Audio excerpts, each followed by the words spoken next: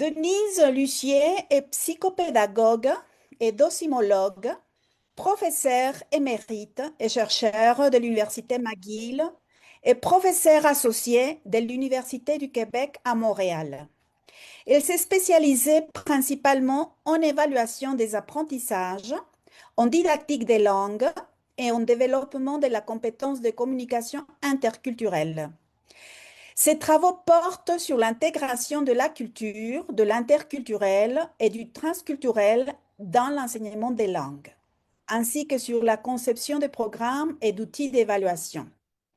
Elle a exercé une influence internationale comme experte auprès du Conseil de l'Europe et du Centre international d'études pédagogiques en France.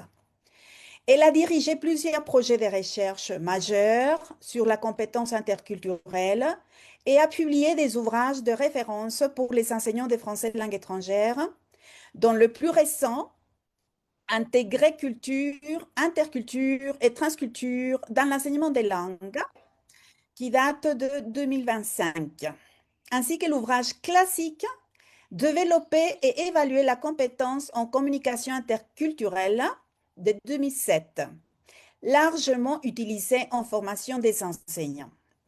Son travail a profondément marqué l'enseignement des langues en articulant évaluation, culture et communication interculturelle. Donc, avant de céder la parole à Madame Lucier, on vous rappelle que la présentation a une durée de 45 minutes et après, on laissera 30 minutes pour les questions et les commentaires. Donc, bienvenue, Madame Lucier, et c'est à vous la parole.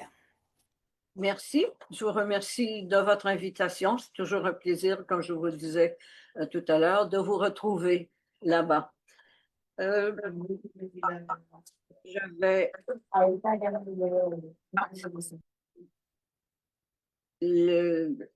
ici et ici. Donc, est-ce que tout va bien? Est-ce que vous voyez très bien à l'écran? Non, pas encore. Ah non? Parce que moi, tout est là. Alors, est-ce que vous partagez l'écran avec moi ou si... Donc, peut-être, si vous n'arrivez pas, peut-être Fabiola, tu pourrais le remettre, s'il te plaît. S'il y a un problème, Adélina, il faudra à ce moment-là soit partager l'écran ou que vous puissiez faire rouler les acétates au fur et à mesure. On voit Oui, maintenant ça votre y est. présentation. C'est Fabiola qui va passer les diapositives. Est-ce que vous voyez votre présentation? Oui, moi je la vois très bien. Parfait. Ouais. Donc, vous dites juste suivante et Fabiola se chargera de.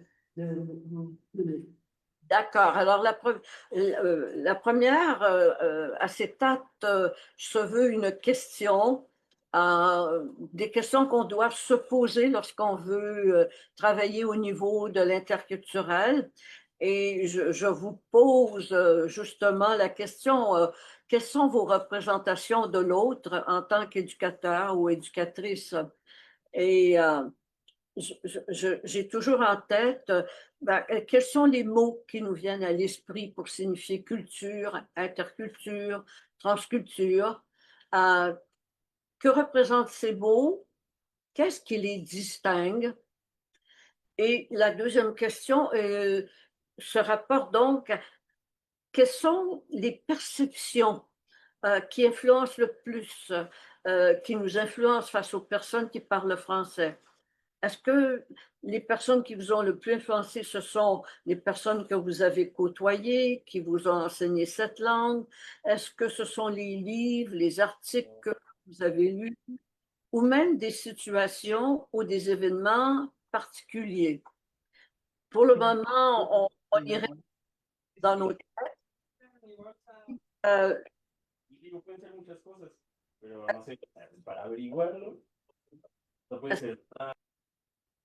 est-ce que ça va? Est-ce que vous m'avez bien entendu? Oui, Madame. allez-y. Ah, non, c'est parce que j'ai eu une voix d'homme qui venait de mon ordi et ce n'est pas de mon côté. Alors, c'est pour ça que je me demandais il y avait des problèmes de votre côté. On a déjà bloqué la personne. Ok. Alors, disons que les questions sont posées et nous allons vraiment en connaître toute l'importance lorsque je vous présenterai les résultats de la grande recherche canadienne que nous avons pu faire. Euh, je veux au départ quand même vous situer un peu. Euh, Parce que j'ai coordonné 3 projets au Centre européen, mais il y a un des projets qui vous intéresse plus particulièrement. C'était celui qui traitait sur les représentations des autres et des autres cultures dans le contexte de la formation initiale et continue des enseignants. Euh, les résultats de la recherche ont démontré que les enseignants, il y avait des enseignants de 3 pays qui répondaient au questionnaire d'enquête et pour le moment, il s'agit de, de vous présenter les résultats auprès d'un des pays, des enseignants d'un des pays qui étaient concernés. Euh, on s'aperçoit par rapport aux enseignants qui répondaient que les perceptions positives ou négatives quant aux différences culturelles existantes, pour eux, c'était ce qu'ils considéraient comme un enrichissement intellectuel, un intérêt très important. Alors, on voit que c'est très positif, 76%, 67%, et comme un rejet, seulement 2%. On a reçu aussi qu'ils étaient ouverts à la négociation lorsqu'il y a une tension entre les étudiants. Oui, ils sont prêts de négocier lorsqu'il y a une tension à 75% des répondants. Ils sont aussi ouverts à l'intégration du développement de la compétence interculturelle, 99%. Mais ce qui ressort, c'est qu'ils sont incapables de mettre en place des démarches pédagogiques appropriées et de respecter une cohérence logique pour les étapes d'apprentissage. Et c'est le même pourcentage. Donc, oui, je suis pour, mais à 99%, je ne saurais pas à ce moment-ci comment mettre en place un enseignement et un apprentissage qui porteraient fruit. Alors, j'ai pensé qu'on pourrait ensemble, au préalable, se donner une compréhension univoque peut-être pour distinguer vraiment comment, en fait, j'ai essayé de différencier la culture, l'interculture et la transculture. Euh, on s'aperçoit au niveau de la culture qu'on pense surtout à des connaissances monoculturelles, à une culture externe, et l'enseignement peut même se faire dans la langue maternelle.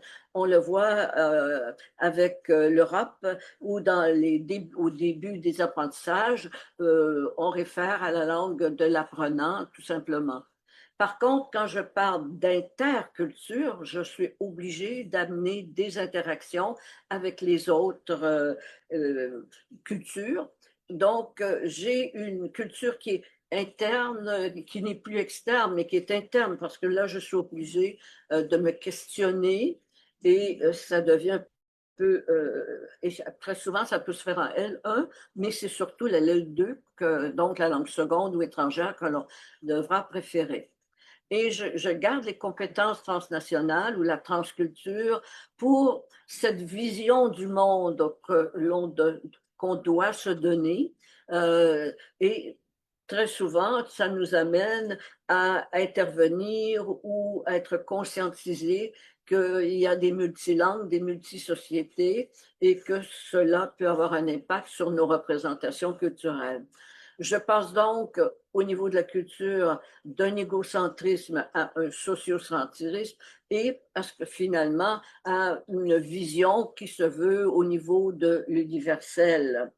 Euh, ça demande donc, au niveau de la culture, un premier niveau de conscientisation, mais dès que j'arrive en interculture, il faut que j'apprenne à relativiser, à regarder, à interpréter, être capable de retrouver les spécificités de l'autre. Et nécessairement que l'universalisme m'amène à analyser, et je suis au niveau métacognitif très souvent, où j'analyse les diverses cultures, les diverses sociétés, et je me sens même obligée maintenant de dire diverses religions qui amènent des constats différents dans la perception, dans nos représentations à nous-mêmes. Nécessairement, la culture, c'est pour se comprendre, c'est le départ. Et on parlera plutôt, en fait, de trois composantes. Ce sont des apprentissages des connaissances qui sont la plupart du temps liés à la mémoire collective, aux normes sociétales et au mode de vie, alors que l'ouverture à d'autres cultures, ben, par le fait qu'on est en négociation, en interaction, on se retrouve en négociation et ça nous amène à devoir rechercher des consensus potentiels pour une meilleure communication. Nécessairement que la transculture nous amène au rapport aux autres. Il y a le eux, il y a le nous, mais il y a l'autre aussi, et dont on le mentionne avec habituellement un A majuscule. Et ce sont des compétences qui deviennent critiques, réflexives. Ce sont des valeurs internalisées. Et souvent, ça nous amène à un niveau où l'apprenant peut s'engager et en tant qu'enseignant, même, on accepte de devenir un médiateur culturel. C'était une des questions d'importance d'ailleurs dans la recherche. Ça m'amène donc vraiment à vous présenter intégrer culture, interculture, mais quand je dis intégrer, c'est que je le vois intégré au développement qui existe déjà, qui est le développement de la compétence de communication. Pourquoi? C'est ce qu'en fait, mon point de vue aujourd'hui va porter sur le pourquoi, qu'est-ce qu'il faut faire alors pour y arriver et comment, de façon plus pratique, on va réaliser cette intégration. Donc, dans le pourquoi, je parle des enjeux qui sont nécessairement les contextes géopolitiques actuels et les nouveaux apprenants, les apprenants qui ont évolué et qui nous arrivent avec des composantes ou des particularités différentes. Le quoi, je pense qu'il faut apprendre, ben, il existe parce que se doter d'un cadre commun de référence, c'était l'objet de la grande recherche qui a duré presque 10 ans au niveau de la recherche canadienne et dont je vais certainement parler tout à l'heure.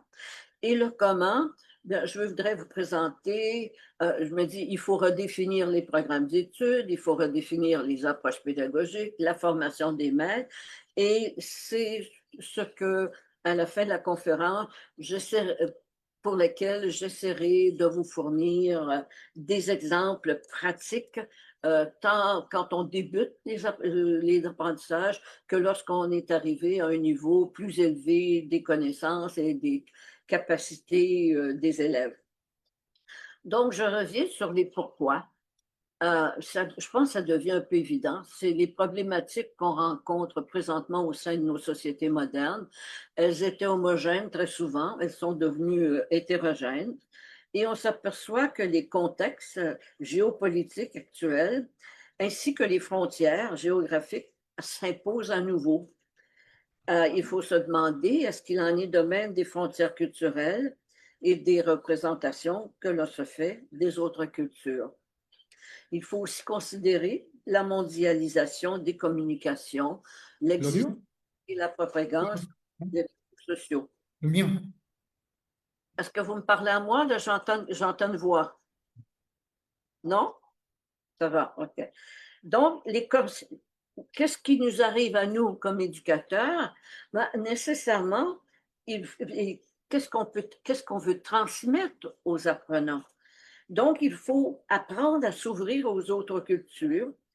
Il faut s'ajuster ou s'ajuster à la diversité des sociétés actuelles pour un mieux vivre ensemble. Il faut aussi, et c'est peut-être plus difficile, comprendre d'autres modes de pensée, de croyances et de comportement. Autrement dit, nous touchons à la relation des savoirs, des savoir-faire et des savoir-être des apprenants avec des interlocuteurs de diverses cultures, pour ne pas dire qu'ils sont peut-être de plus en plus différentes pour tous nous autres. Pour y arriver, donc, le pourquoi, ça, ce sont deux anecdotes que je veux et qui sont importantes pour moi pour nous faire comprendre les liens indissociables entre langue, pensée, interculture et identité. Ce sont des anecdotes. La première, c'est tiré d'un mémoire de maîtrise d'une de mes étudiantes. C'était un bain culturel où les étudiants de la Colombie-Britannique, donc à l'ouest du Canada, venaient passer 3 mois en milieu scolaire francophone au Québec. Et donc, il était question pour elles de passer un questionnaire lorsque les étudiants arrivaient chez nous en milieu, après 1 mois et demi et à la fin, pour être capable de vérifier autant l'amélioration ou le développement de leurs compétences linguistiques que culturelles. Et l'anecdote est assez spéciale. C'est un étudiant, c'est ça, une étudiante on lui dit, bah, tu sais, viens avec nous à la cafétéria, on va aller prendre une liqueur. Et elle est là. Et elle a le garçon, il y a deux filles et un garçon. Et le garçon lui parle tout au long de sa blonde. Et elle nous dit, oui, mais la blonde, ce n'était pas la blonde. Moi, je regardais la fille qui était blonde, mais sa blonde, c'était la brune. C'est parce qu'il faut comprendre qu'au Québec, souvent, les gens vont présenter leur amie de fille en disant, c'est ma blonde.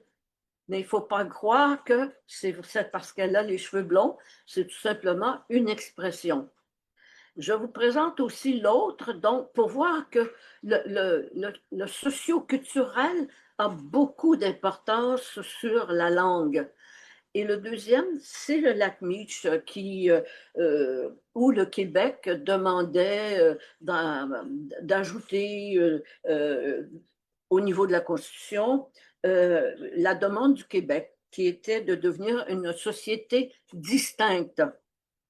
Or, si vous traduisez en français, le Québec voulait dire une société différente. Donc, on se veut différent par notre culture, par notre société. Bon. Et pour les anglophones, il y existe une différence majeure entre une société différente et distincte. A distinct society and a different society n'ont pas du tout le même sens. Distinct veut dire c'est une société qui veut se distinguer, qui veut se lever au-dessus des autres.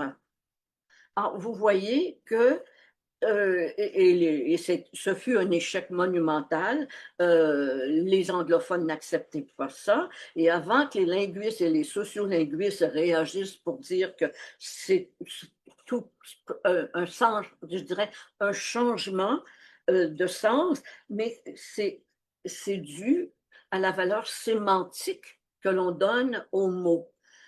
Et si on arrivait à se dire que les mots, que les sens des phrases sont plus importants par rapport à leur valeur sémantique que par leur valeur grammaticale, parce que même les étudiants disaient, on ne nous corrige pas lorsqu'on fait une faute de grammaire, on nous corrige si on fait une faute, une erreur dans la façon d'interpréter le sens d'un mot. Alors, pour moi, c'est une leçon à tirer, c'est que la valeur sémantique des mots peut varier selon les cultures. Nous allons le retrouver tout à l'heure.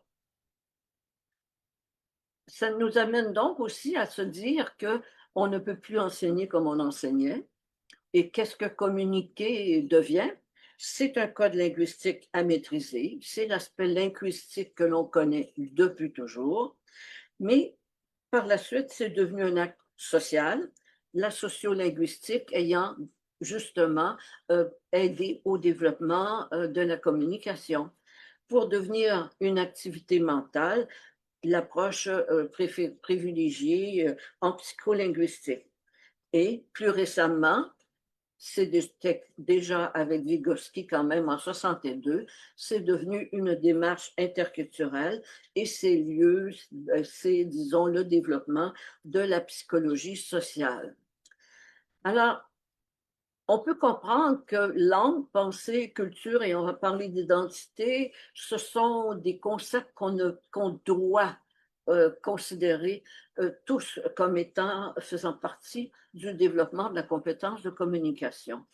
Alors, notre problématique, c'est peut-être qu'en enseignement des langues, on sous-tend à sous-estimer les interactions sociales, la charge émotive des mots, la formation des représentations des autres cultures dans les processus d'acquisition.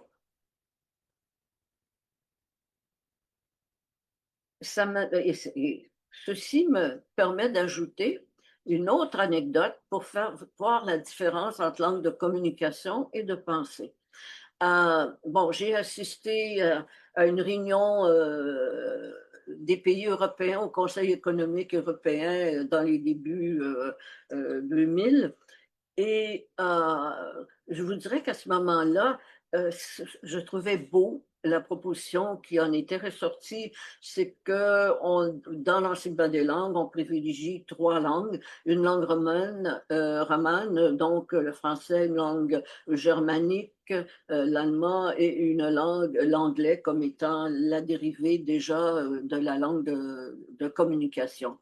C'est ce qui a donné et ce qu'on retrouvait au Conseil de l'Europe, c'est que les professeurs, les enseignants des pays qui étaient voisinants ou associés à la Russie, euh, normalement, ils enseignaient comme deuxième langue le russe. Et lorsqu'on le retrouvait dans les comités au Conseil de l'Europe, au Centre européen des langues vivantes, ben, ils nous parlaient tous en anglais.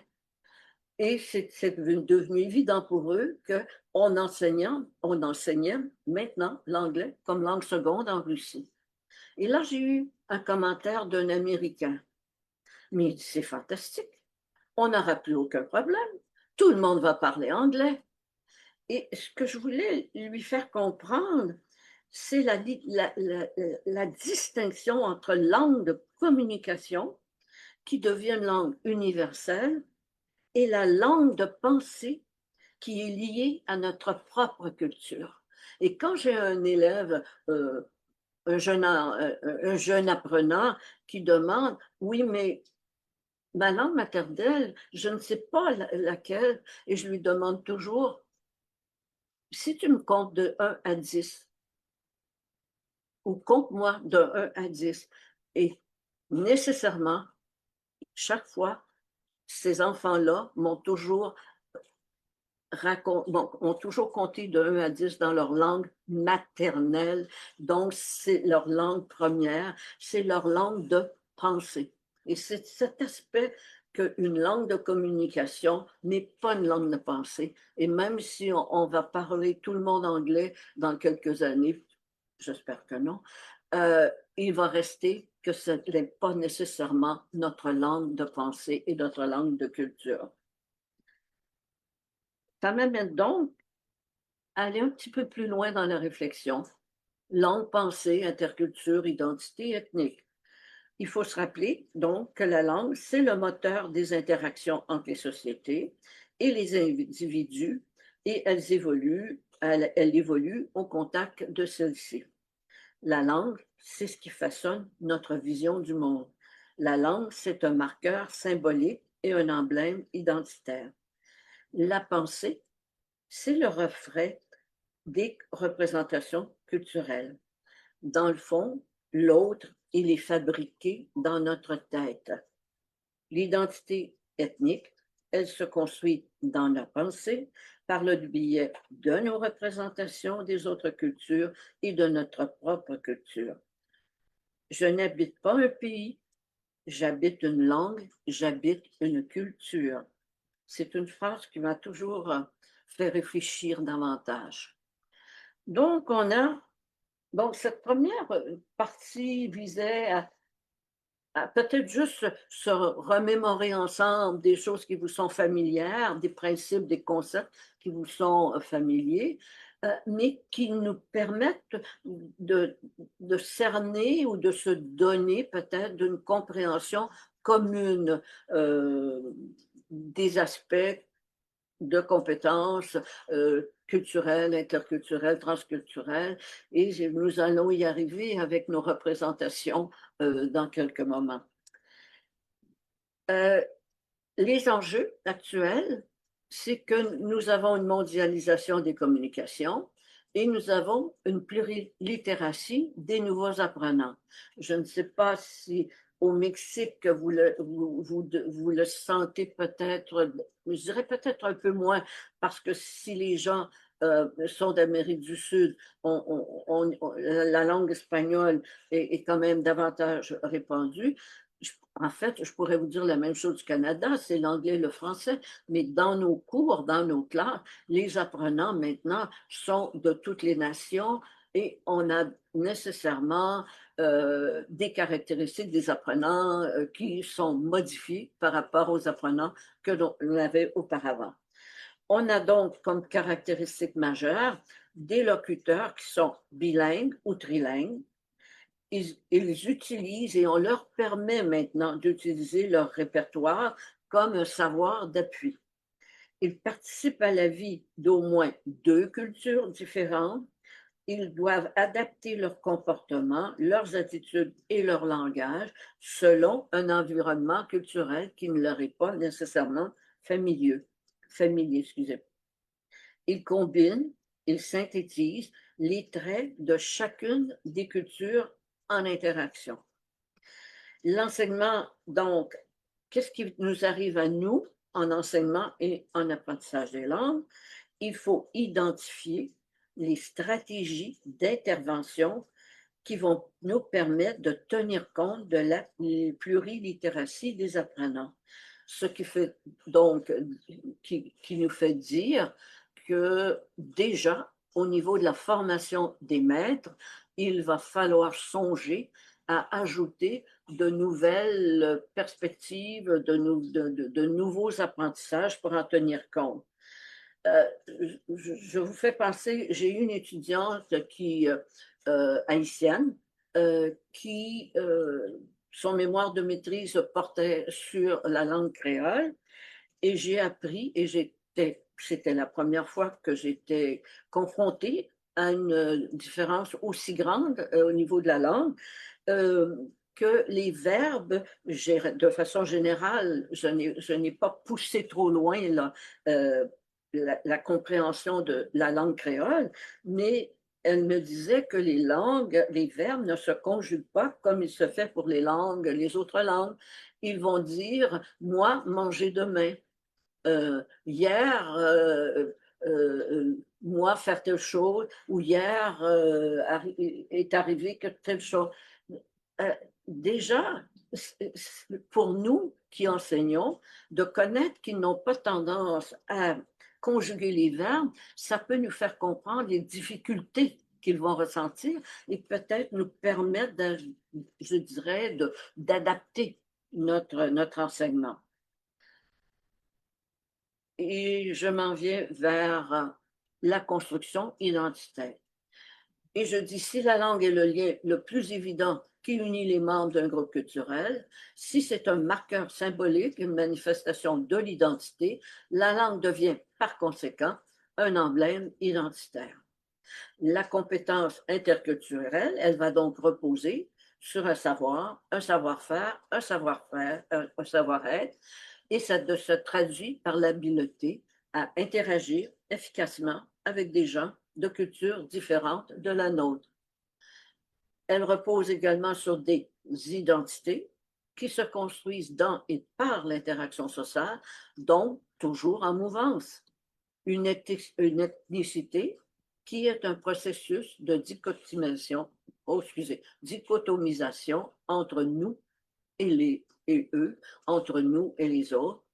C'est donc un s'ouvrir à l'autre qui implique le passage d'une identité qui est reçue à une identité qui devient réfléchie pour les apprenants. Certains connaissent déjà Valérie Amiro, qui était une de mes étudiantes et que vous connaissez habituellement pour ses travaux au Mexique. J'ai beaucoup aimé sa façon de présenter l'identité d'un apprenant qui se retrouve dans nos salles de classe et tout. Pour lui, euh, le processus d'interaction sociale avec une culture différente, c'est un processus de comparaison, c'est un processus de reconnaissance et c'est un processus de différenciation.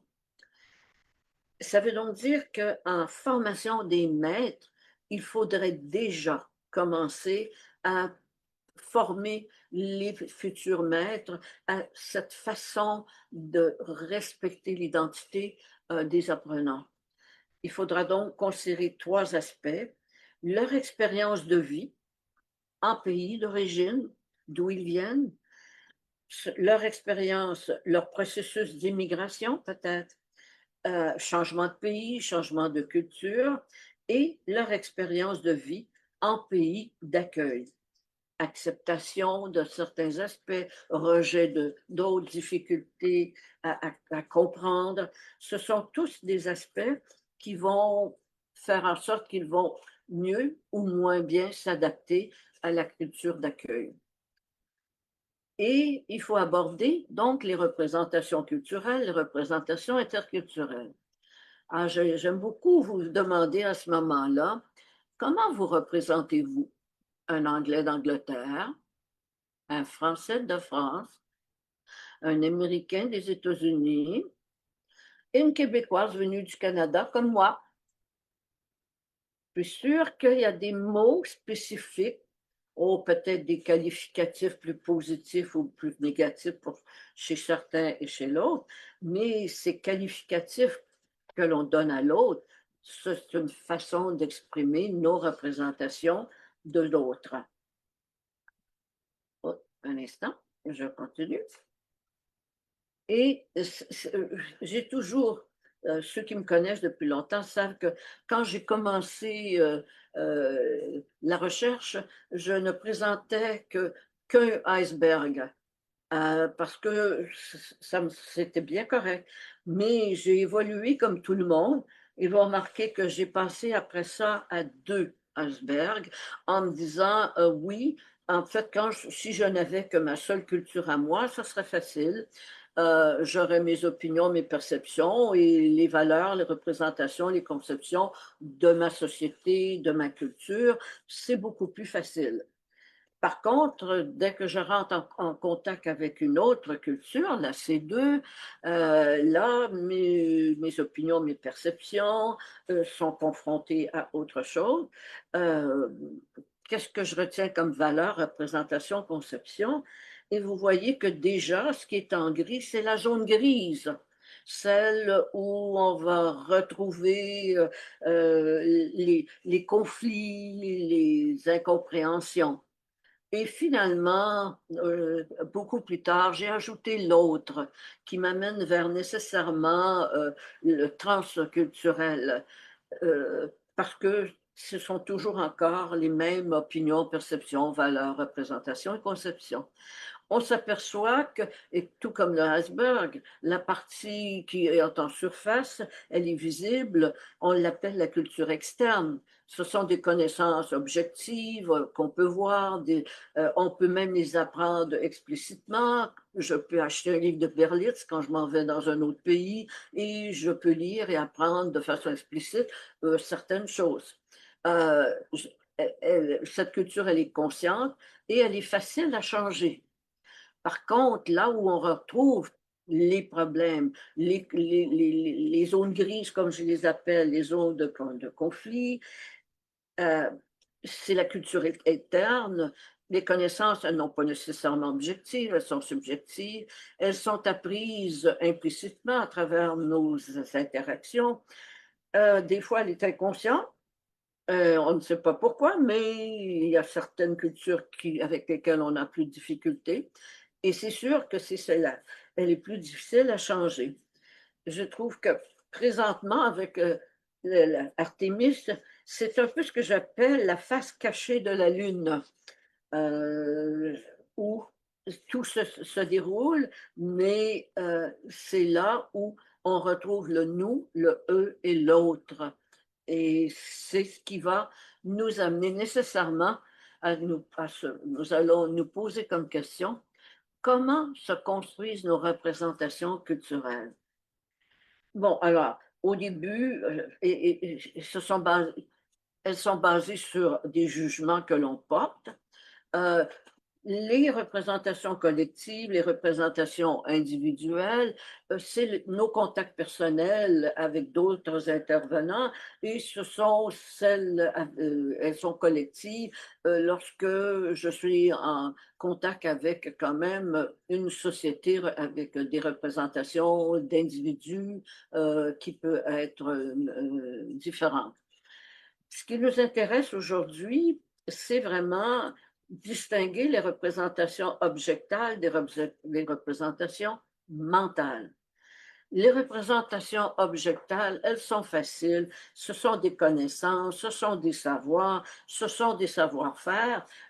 Vous allez, parce que j'ai déjà fait des ateliers, parce que, alors on va me dire, ben oui, mais bon, le français, c'est la baguette, c'est le béret. Donc, vous voyez que automatiquement, on se rapporte à des objets et à des éléments de vie qui sont visibles.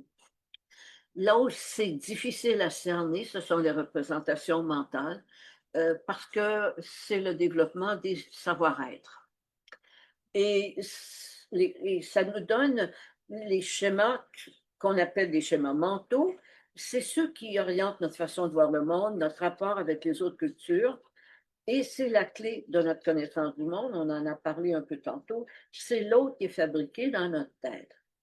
Et là, je vous amène dans disons, ce qui était pour nous, pour moi au départ, quand je cherchais un cadre de référence, euh, c'était le concept de xénophobie et xénophilie. Et c'est devenu l'élément clé de la grande recherche canadienne.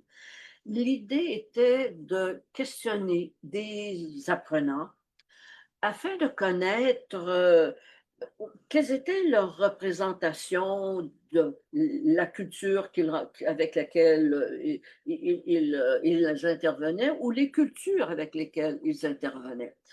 Et l'idée, au départ, personnellement, que j'avançais, c'était que les apprenants, on pourrait trouver des apprenants qui sont davantage xénophobes et des apprenants qui sont davantage xénophiles. Donc, les xénophobes, c'est ceux qui ont beaucoup de représentations négatives d'un autre et qui, par le fait même, vont aller vers le rejet de l'autre culture, le rejet de l'autre, alors qu'un apprenant qui a des représentations positives, qui est ouvert aux autres cultures, aux autres sociétés, il fait partie de la xénophilie. Non, vous voyez que le départ, c'est un peu comme une dimension, je dirais une hypothèse unidimensionnelle. On va avoir un profil d'apprenants qui sont xénophobes, un profil xénophile, on va les questionner, on va leur demander, mais pourquoi ils rejettent telle culture ou pourquoi ils l'acceptent. C'était, disons, l'idée, l'hypothèse fondamentale de la recherche. Et là, je vous y amène tranquillement. Madame Lucier, juste un petit rappel, il nous reste 10 minutes. Hop là, on va y aller plus vite tout à l'heure. OK. Merci. C'est vrai, j'avais dit que je calculais. Alors, donc, ce que je veux dire, c'est que très souvent, on se limite à la compréhension des éléments superficiels. la complémentarité entre langue, pensée, culture est sous-estimée et que nos interventions pédagogiques sont éclectiques. Donc, il va falloir se demander comment on peut changer nos pratiques. La prochaine, je vous la laisse, c'était le cadre commun de référence, mais je vais m'attarder seulement au savoir-être. On n'a pas travaillé les savoirs culturels, les savoir-faire. Nous, ce qui nous intéressait, c'était la xénophobie, la xénophilie, les savoir-être et tel quel. Et vous avez qu'on a questionné des jeunes, on a même passé des entrevues orales à 100, 110 personnes, et vous voyez que on peut dire que la recherche a été très bien réussie parce qu'on a un alpha de Cronbach qui est de 0,91. Alors, et là, je vous amène au résultat. On n'a pas eu des apprenants qui étaient xénophobes et des apprenants qui étaient xénophiles. Mais on a eu une bidimensionnalité. C'est que les apprenants, ils étaient des fois xénophobes et des fois xénophiles. Et c'était en fonction des contextes auxquels ils étaient confrontés. Et ça, c'est important pour nous qui enseignons, parce que ça veut donc dire que ce n'est pas une attitude qui est figée dans leur tête et pour laquelle on s'acharne pour rien.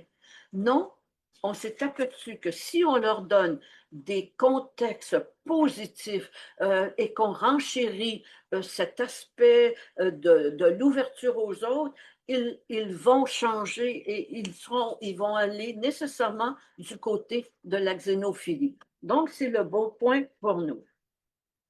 Alors, c'est les points d'intervention auxquels on a travaillé. Les questions portaient sur la conscientisation culturelle, sur l'appropriation critique et sur la compétence transculturelle. Je vais y revenir sur les niveaux parce que c'est ça qui est important. Donc, on a pu tirer à partir de ça. Et ça, c'est un aspect que les enseignants nous demandaient quand j'allais au Conseil de l'Europe. Oui, mais comment je fais pour éviter d'ailleurs qu'on fasse une évaluation sommative, mais qu'on soit capable de juger des savoir-être. Alors, vous voyez qu'il y a 3 niveaux de compétences qu'on a pu retrouver et ce sont les verbes qu'on utilise. Comprendre, être tolérant, niveau 1. Accepter, donc vous voyez qu'on monte, accepter, être ouverte aux autres cultures, respecter les autres, changer sa vision, démontrer de l'empathie, gérer, intégrer. Donc, ces 3 niveaux-là vont revenir et ça nous a permis aussi, attendez, d'accord. Ça nous a permis, et ça vous le retrouvez dans le guide que j'ai avec les participants qu'on a construit. Alors, on retrouve pour les apprenants, et ça c'est bien quand on enseigne, qu'on est enseignant, comment je peux distinguer les apprenants les uns des autres. On a un profil minimal, un profil médium, un profil élevé. Et qu'est-ce que vous remarquez? On a la tolérance, la sympathie et l'empathie. Donc, ça nous donne une meilleure façon de voir. C'est sûr que là, je pourrais, vous voyez qu'il y a des tirets, des points, c'est pour justement vous donner, et ça, vous pourrez, si on vous transmet le guide, les acétates, le document que j'ai préparé pour vous, les apprenants, c'est celui-là. La mienne, vous serez capable de vous trouver qu'est-ce qu'on entend par tolérance, qu'est-ce qu'on entend par sympathie, puis quand par empathie. Donc, vous pourrez faire des sessions de formation à ce sujet-là. Et ça va m'amener, parce que là, je suis obligée d'aller un peu plus vite. Alors, on arrive maintenant, j'ai un cadre de référence. Il existe ce cadre maintenant, il est utilisé je dirais presque partout dans le monde maintenant, parce que c'est le seul qui existe, c'est le seul qui a été validé. Vous allez me dire, oui, c'est beau, mais qu'est-ce que je fais dans les programmes d'études, l'enseignement, apprentissage et l'évaluation des apprentissages? Écoutez, on va retrouver nécessairement les trois je dirais, composantes des compétences culturelles, interculturelles et transculturelles. On réfère toujours à des savoirs, des savoir-faire, des savoir-être. Donc, quand vous élaborez des programmes d'études, vous devez identifier les connaissances qui vont être, si c'est au niveau élémentaire, si c'est au niveau supérieur, si c'est au niveau universitaire, on ajuste les connaissances en fonction du niveau où on est. Il faudra définir aussi les habiletés qui vont être demandées et nécessairement, on va avoir à travailler des attitudes et des comportements. Et là, je vais vous donner des exemples en enseignement et des exemples en apprentissage. Je vais aller un petit peu plus vite, mais vous allez les avoir. Alors, ça, c'est le programme d'enseignement du français, d'enseignement des programmes de langue d'origine qui était basé simplement sur le volet langue. Et c'est Monique Lebrun et moi, nous avons à ce moment-là créé pour une commission scolaire un nouveau programme d'enseignement des langues où le volet langue est là et où le volet culture est là. Au niveau des programmes, développer la compétence langagière, la compétence interculturelle, liée, vous voyez, au savoir, au savoir-faire, au savoir-être, et des stratégies, qu'est-ce que ça implique. Et on a nécessairement une nouvelle approche d'enseignement et on a même des références pour l'évaluation. Alors ça, c'est un programme assez facile à travailler. Et ça, c'est un autre programme qui a été fait, mais vous voyez que c'est un curriculum multidimensionnel qui est utilisé au niveau collégial. Donc, c'est un curriculum parce qu'on retrouve trois dimensions, trois cours, donc de 45 heures, langue interculturelle, production multiculturelle et communication interculturelle. Et là, je vous présente, parce que là, je vais un peu plus vite, comme vous voyez, c'était une des tâches où on avait dans le projet Pello, langue et culture.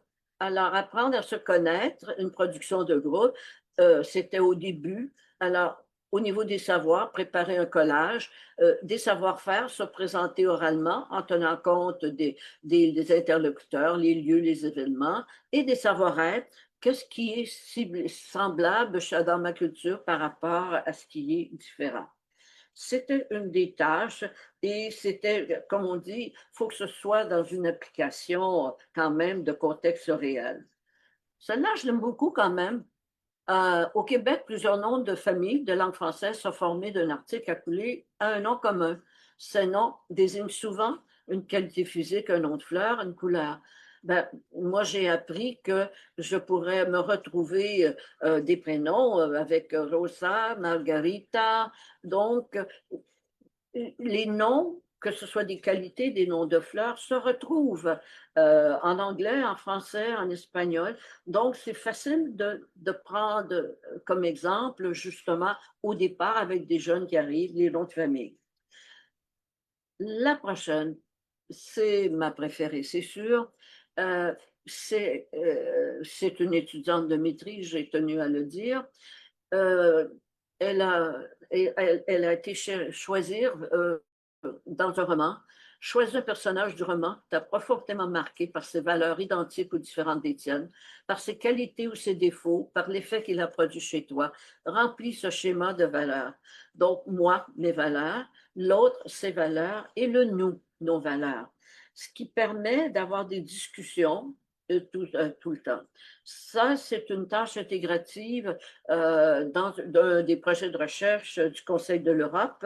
C'est les lignes directives pour évaluer la compétence de communication. Donc, nous venons de terminer l'unité d'apprentissage portant sur l'amour romantique. Vous devez répondre par écrit aux questions, il manque un S, aux questions qui suivent. Qu'avez-vous appris en ce qui concerne les coutumes? De quelle façon ces coutumes ont-elles influencé votre compréhension? Connaissez-vous d'autres coutumes, d'autres pays avec lesquels vous êtes en accord ou en désaccord? Et vous devez intégrer les éléments de culture. Vous utilisez un matériel des autres lectures et vous pouvez vous servir de votre propre expérience. Et ça, je pense que c'est ce que j'ai pu faire à la fin. On avait fini le projet, mais j'ai voulu retourner dans ce profil-là et je l'utilise et en formation des maîtres et aussi pour que les maîtres aient puis c'est un peu comme un sociogramme. Alors, un sociogramme, on fait ça très souvent en début d'année. On a un groupe d'élèves, on veut savoir lesquels sont mis ensemble, lesquels ont de la difficulté à interagir ensemble. Et donc, on obtient ce qu'on appelle un sociogramme. Et je voulais arriver avec vraiment un sociogramme, mais où on pouvait retrouver les aspects. Alors, je vous ai mis seulement le dernier, qui est ce que l'on recherche toujours, c'est l'élève l'apprenant qui est proactif, donc qui démontre une empathie. Il est capable de se mettre à la place de l'autre et souvent, il va accepter d'être un médiateur interculturel s'il y a quelque chose qui ne va pas. Donc, on voit c'est le modèle recherché que l'on voudrait retrouver. On est nécessairement à droite du cadre et je ne vous ai pas mentionné les trois autres, mais ça serait facile de les retrouver parce que tout à l'heure, on en a parlé. On a parlé, si on parle de l'empathie, je vais nécessairement avoir ici en contrepartie l'antipathie. C'est la personne qui est contractive, l'apprenant qui est tout à fait antipathique, il n'y a pas de moyen. Et entre les deux, ben, on a la sympathie, qui est l'apprenant qui est sympathique tel quel. Et le passif, il ne faut pas voir l'intolérance, parce que l'intolérance n'est pas dans le cadre, parce que c'est tellement négatif qu'on ne peut pas trouver quoi que ce soit. C'est quelqu'un qui est passif, mais c'est surtout quelqu'un qui est indifférent. Il peut varier. Il y a une tolérance, mais elle est minimisée. Il préfère éviter les différences interculturelles. Alors que ici, c'est l'intolérance totale, c'est le déni social, c'est sur la défensive. Alors, on pourrait nous-mêmes, par rapport à une culture, décider de voir où on se positionne et qu'est-ce qui en est. C'est un peu l'idée de la modélisation. Mais je crois que pour des enseignants qui ont à apporter un jugement en fin d'année ou à un certain moment des apprentissages, de pouvoir présenter ça aux apprenants et de dire où toi tu te situes par rapport à ça. Est-ce que tu penses que tu progresses si on l'a présenté au début de session ou d'année et à la fin? Et je pense que ça permet une discussion, non pas sur des oui-dire, mais au moins sur un tableau qui se veut plus neutre. Et j'arrive avec les enjeux, les défis en éducation. C'est surtout la formation des maîtres qu'il va falloir, je pense, améliorer ou changer ou ajouter à la formation de la didactique, de l'évaluation des apprentissages. Il va falloir aller dans ce sens-là. Donc, il va falloir adopter une pédagogie de l'interculture, reconnaître les compétences plurilittératies des apprenants, leur donner donc le droit de pouvoir référer à leur langue si ça peut leur permettre de mieux comprendre, tenir compte de l'alternance des langues des apprenants. Même nous, des fois, on va changer, on parle français, tout à coup, c'est un mot anglais ou un mot espagnol qui nous vient ou vice-versa. Donc, c'est normal dans l'apprentissage d'avoir cette alternance.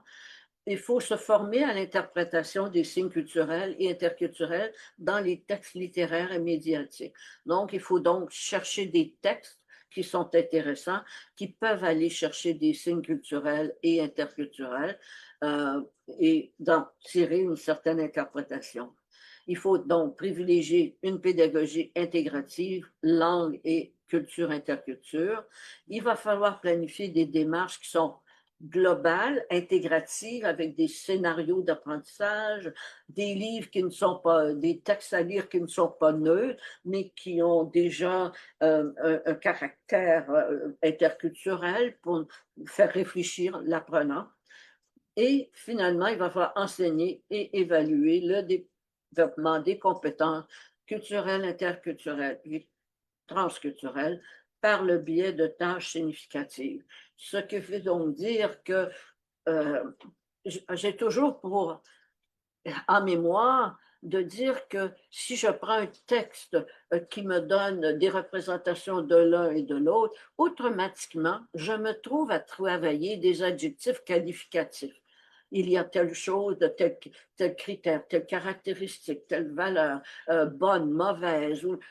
Il y a toujours, dans ces moments-là, la façon de travailler, je dirais, la linguistique, mais à travers des textes qui sont intéressants pour les apprenants. Euh, je pourrais terminer avec ça. Ah oui, mais j'aime beaucoup. Qu'est-ce que communiquer dans une démarche interculturelle? C'est mettre en commun ce que l'on sait, ses ressemblances, ses différences, ses antagonismes, pour briser les barrières, se reconnaître et mieux que se connaître dans et à travers l'autre, s'enrichir mutuellement et s'approprier mutuellement. Bon, alors là, c'est le livre, en fait, où j'ai demandé de vous en faire, d'aller à la délégation du Québec et d'aller chercher des livres qu'il pourrait vous offrir. Je pense que ça serait intéressant. Vous allez retrouver finalement un peu tout ce dont j'ai parlé, mais de face à 350 pages, c'est un peu mieux. Un peu plus, je dirais, condensé, mais avec des détails. Le cadre de référence au chapitre 3 est beaucoup intéressant, à mon avis, mais difficile pour certains lecteurs. Le site web, peut-être que vous ne le connaissez pas, c'est Valérie qui est avec moi, Monique Lebrun aussi, et vous retrouvez des définitions qui sont associées justement au concept de culture-interculture. Donc, vous avez plus de 2000 ouvrages. Il est en révision, on devrait ajouter presque au-delà de 1000 ouvrages et on a des synthèses, des ouvrages de référence. Donc, peut-être que cela pourrait vous intéresser quand vous voulez aller avoir rapidement une définition, un projet, un ouvrage qui pourrait obtenir. Et le reste, ben, vous pourrez regarder ce qui peut vous intéresser. Alors, c'est court, c'est rapide, je m'en excuse. J'ai essayé de faire le tour, mais nous pouvons passer maintenant à la période de questions. Est-ce que je peux fermer? Non, je vais tout simplement le... non. Alors, je vais tout simplement le mettre en retrait si jamais quelqu'un a quelque chose à revoir. Et on peut à ce moment-là passer à l'étape des questions. Est-ce que c'est correct avec vous? J'imagine D'accord. que oui. Merci beaucoup, Madame Lucier.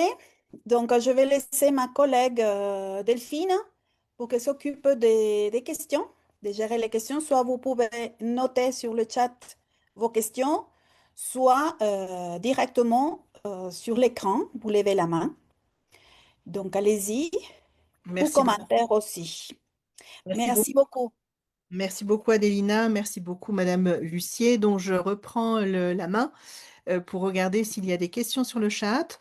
Ou sinon, s'il vous plaît, si vous pouvez lever la main et prendre la parole directement. On a un petit moment. Il y a quelqu'un qui demande si on peut remettre la dernière vignette, la vignette de référence.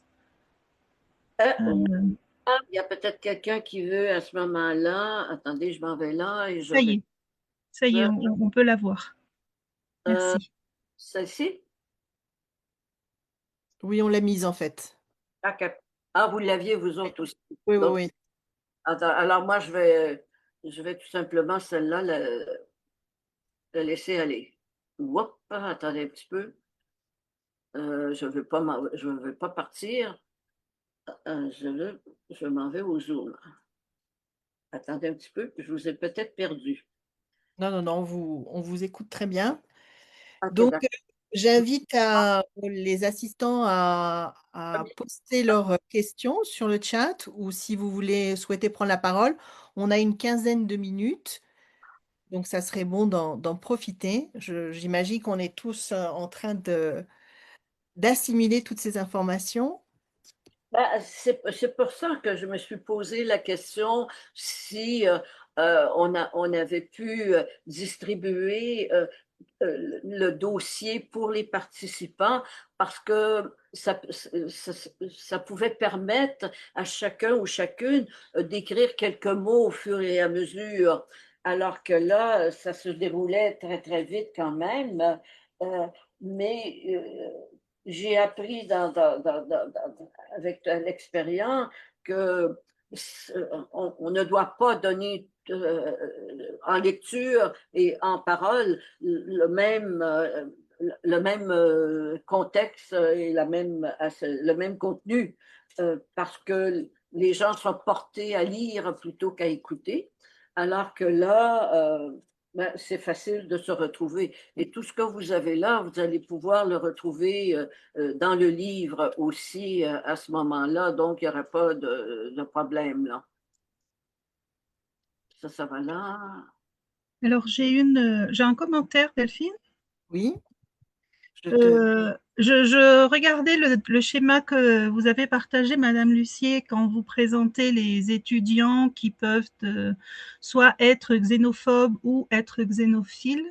Oui. Et je remarquais que la flèche est unilatérale, part de la xénophobie vers la xénophilie, je suppose, en regard avec un traitement, non, au fur et à mesure qu'ils sont dans la salle de classe et qu'ils interagissent avec d'autres personnes. J'aimerais suggérer que la flèche ne soit pas unilatérale, mais bien bilatérale, parce qu'on peut effectivement aller d'un sentiment positif à un sentiment négatif, mais il arrive aussi qu'on soit déjà dans le positif et que quelque chose se passe et qu'on aille vers le négatif, n'est-ce pas? Dans la première, lorsque nous pensions à l'unidimensionnalité du concept xénophobie à xénophilie, euh, on pensait toujours à comment on peut prendre les apprenants qui sont xénophobes pour les amener à devenir xénophiles. Donc, celui-là, je suis moins interpellée. Par contre, au niveau de la bidimensionnalité, vous avez parfaitement raison qu'on doit retrouver la flèche des deux côtés. Et que, euh, on s'aperçoit que plus on pourra donner d'expériences positives aux apprenants par nos textes, par nos interventions, par toutes les formes d'enseignement que l'on peut imaginer, ils vont pouvoir aller. Et le premier exemple auquel je référais, c'est toujours lorsque la France, la recherche qui a eu lieu à ce moment-là, vous vous souvenez lorsque la France a fait des essais nucléaires tout près de l'Australie, il y a eu un mouvement, un recul, où on a enlevé tout ce qui était produit français et on a refusé de vendre tous les produits français. Pas les fromages, les vins. Donc, on a eu l'effet que cette ouverture aux autres cultures s'est complètement refermée et on a connu un rejet qui s'est estompé avec le temps parce qu'on n'a pas eu d'autres essais nucléaires et tout est revenu. Et présentement, je, je pense au conflit actuel dans le monde présentement. Et je vois que les enseignants ont des apprenants de diverses plurilittératies, de plusieurs cultures, et ils doivent composer avec ces ensembles-là. Oui. Il y a certainement présentement un va-et-vient entre xénophobie et xénophilie. Et où je viens me situer, il y a des jours où je suis xénophile, il y a des autres jours où je suis xénophobe tel quel. Et un exemple aussi, il y a quelques années, lorsqu'il y a eu la guerre du Golfe, dans une des écoles du Québec, il y avait auparavant 90% des enseignants qui étaient francophones québécois et des élèves qui étaient francophones québécois. Avec l'immigration qui est venue, l'école est devenue à 80% pluri nouveaux arrivants, plurilittératie, pluriculture et tout, au point que l'école ne savait pas comment gérer cette guerre qui se développait. Et ils ont eu pour idée de faire venir les parents. Et ils ont dit, nous vous expliquons la situation. Mhm. Il y a une guerre présentement, il y a des gens qui viennent d'un pays, des gens qui viennent de l'autre pays. Qu'est-ce que vous voulez pour vos enfants? Et c'était le plus beau cadeau que la direction de l'école s'est donné parce que les parents, à ce moment-là, ont dit, nous sommes venus au Québec pour éviter justement de partir une autre vie, garder notre culture, mais ne pas justement retrouver ces rejets ou ce déséquilibre. Et nous vous promettons, et ça c'est l'ensemble des parents dit, il n'y aura pas de discussion dans nos familles sur les uns et les autres. Et il n'y a aucun conflit dans l'école durant la guerre à ce moment-là. Parce que ce sont les parents qui ont pris la relève et qui ont décidé qu'il fallait qu'à l'école, les apprenants ou les enfants se sentent unis ensemble. Et ce sont ces contextes qui doivent être significatifs, positifs, et ce n'est pas toujours aussi évident à ce moment-ci d'avoir tous ces aspects-là dans une classe. Oui, parce que là, vous parlez aussi de l'action des parents, c'est-à-dire d'acteurs qui ne sont pas dans la salle de classe et qui vont interférer, mais de manière positive pour justement construire les sentiments d'empathie, non? Oui, oui. Et le point qui revient, et puis justement parce que le prochain numéro de la revue Le français dans le monde, recherche et application, va porter sur la professionnalisation des enseignants. Et je pense que l'aspect qu'il faut retenir présentement, c'est la formation des maîtres. Mhm. Au Québec, 2 universités viennent de changer, de modifier totalement le programme de la formation des maîtres pour intégrer tous ces aspects dont j'ai parlé, créer une nouvelle, c'est intégrer culture, interculture au développement de la compétence de communication. Ce n'est pas un matin, j'enseigne la grammaire et le lendemain, j'enseigne la culture. Et il va falloir s'attaquer, non, je vais être plus douce. Il va falloir renouveler, je pense, le matériel didactique.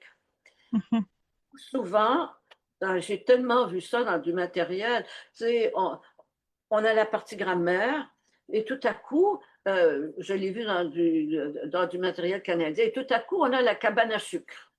Et là, on a encore du grammaire et là, tout à coup, on a le carnaval de Québec. Eh bien, non, non.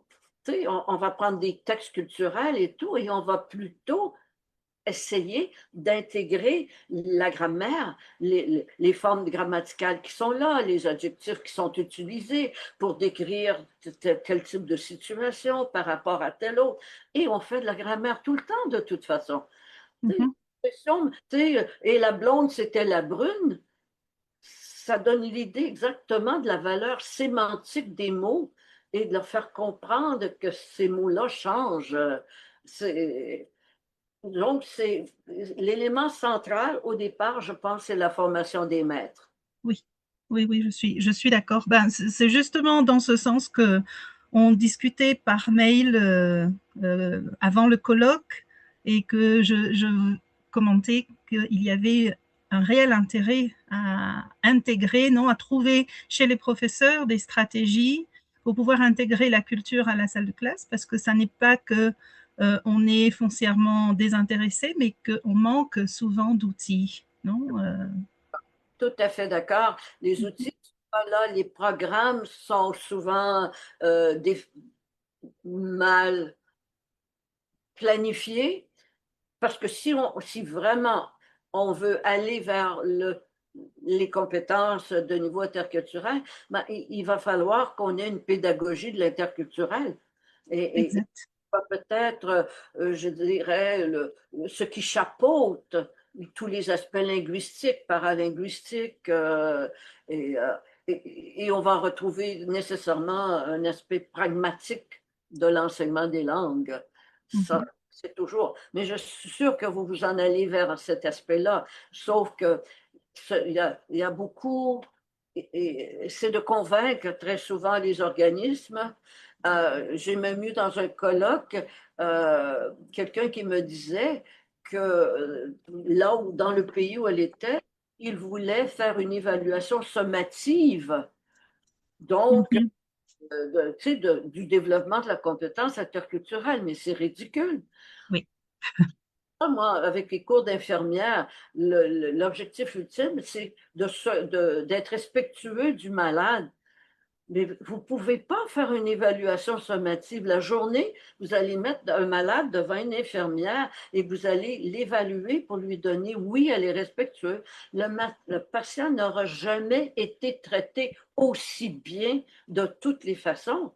Tu sais, alors, c'est la même chose, ce sont des évaluations formatives, d'observation et de suivre l'évolution et d'être capable de dire, ben là, c'est de l'intolérance, il faudrait, présentement, ce que je ressens chez toi, c'est de l'intolérance, mais pourquoi, puis qu'est-ce qu'il y en est, et de modifier un peu les textes que l'on retrouve dans le matériel didactique. C'est deux failles importantes, la formation des maîtres et le matériel didactique, en supposant que les programmes déjà sont formulés par des experts qui en sont conscients. Merci. Beaucoup, Madame Lucier. J'ai deux petites questions pour terminer dans cet espace. La première vient d'Andrés Loranca, qui la remercie beaucoup pour la présentation et qui a la question suivante. Non? Dans le cadre de sa thèse sur la mobilité des étudiants mexicains, il part du constat que le séjour à l'étranger ne garantit pas la compétence interculturelle sans une sensibilisation préalable à leur propre identité. Et sa question est la suivante. Comment intégrer dans l'enseignement du FLE une approche qui permette à l'étudiant du Sud global de se repenser lui-même face à ses propres défis contextuels afin de mieux s'ouvrir à l'altérité tout en évitant les clichés ou les modèles théoriques trop rigides du Nord. Alors ça, c'est une question longue à commenter, non? C'est parce qu'elle m'interpelle beaucoup, Oui. parce que c'était un peu le sujet de ma thèse de doctorat. Euh, Comment les activités, les programmes d'échange interlinguistique et interculturel de 4 mois ou de 15 jours peuvent suppléer à l'enseignement traditionnel.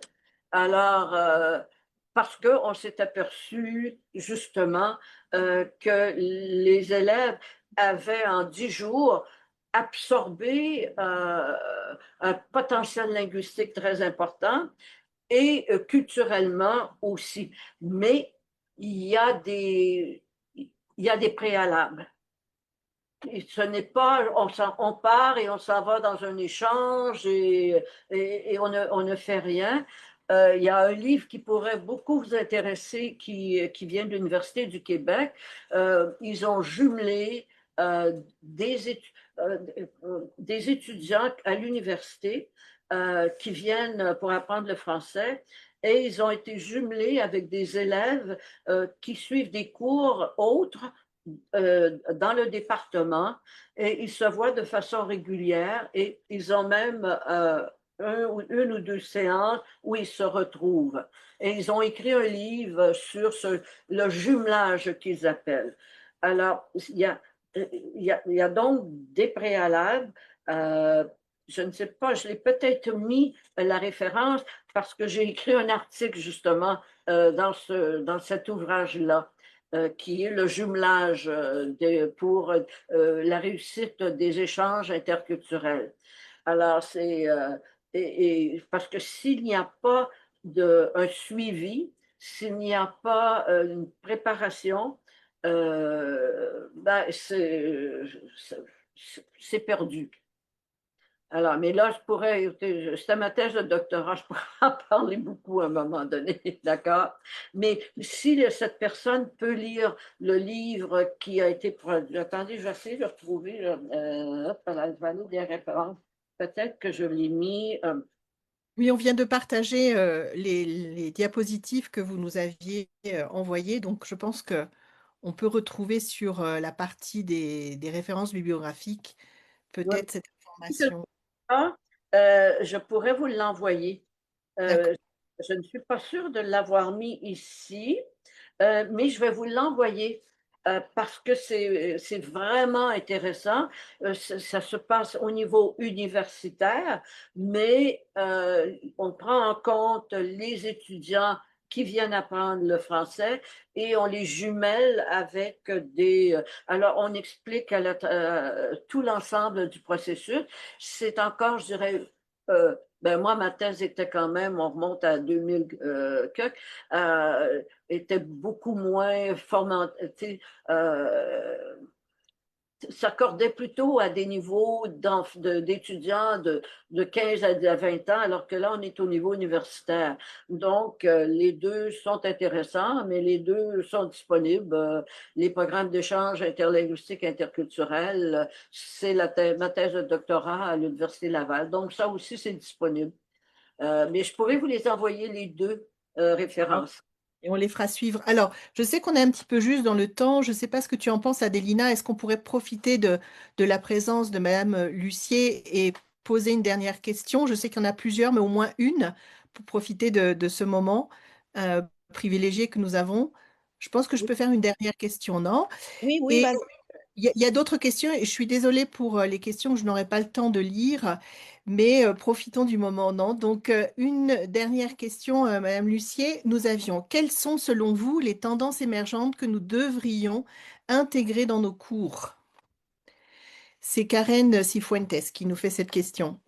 Alors, je dirais que c'est un peu renversé la pédagogie préconisée depuis toujours en didactique, à se donner des séquences d'apprentissage à partir je dirais, des fonctions linguistiques de la communication, et de renverser cet aspect-là pour faire remonter les aspects de la dimension interculturelle, donc d'aller vers les textes, d'aller vers la sémantique des textes, donc partir des textes qui ont une sémantique culturelle, interculturelle, faire voir qu'est-ce que vous découvrez, quelles sont les qualités que l'on retrouve dans ce texte. Quand je parle de Monique, de quelle qualité parle-t-on? Quand je parle. Alors, trouvons des textes qui sont intéressants.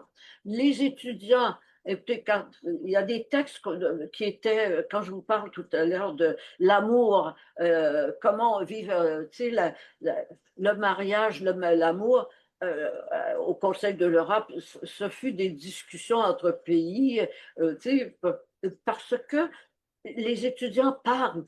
On leur présente, un des sujets, c'était sur la fumée, la cigarette, le tabac.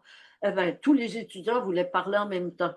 Parce que dans mon pays, c'est ici, dans mon autre pays. Euh, alors, déjà, on renverse notre pédagogie, notre didactique des langues. On ne parle plus de la grammaire, on parle de textes qui vont intéresser les élèves, les apprenants selon leur âge, et on va plutôt aller descendre vers l'étude, la grammaire des textes. Et, et à ce moment-là, nous, l'expérience qu'on a eue, c'est qu'on gardait attentifs les apprenants parce qu'on les intéressait par les textes, les divergences aussi. On n'était pas toujours d'accord avec ce qui était dans le texte, mais c'était voulu même, tu sais, pour être capable justement d'aller les chercher dans leur invisible, leur représentation dont ils ne parlent jamais. Mais non, madame, mais non, madame. Alors, oui, mais pourquoi? Alors, et ce n'est pas porter des jugements, c'est d'accepter les différences des uns et des autres. Et souvent, ils arrivent à devenir des médiateurs parce que un instant, bon, ben oui, il y a quelqu'un qui va reprendre tous ces aspects et l'enseignant peut finalement tirer justement les niveaux antipathiques, que ce soit les textes ou les réflexions des étudiants. Alors, changeons notre pédagogie, la didactique du français. Est-ce que c'est possible? Merci beaucoup, Madame Lucier. Avant de redonner la parole à ma collègue Adélina, je remercie beaucoup les assistants pour vos questions et je pense qu'on pourra encore échanger énormément. Adélina, je te redonne la suite pour conclure avant la pause. Merci Delphine. Donc, je remercie infiniment de la part de nous tous, hein, du comité d'AMDIF, Madame Lucier, pour votre si riche conférence. Et merci à tous ceux qui se sont connectés. On a donc 7 minutes de pause. On se reconnecte à 17h30 pour continuer avec les présentations.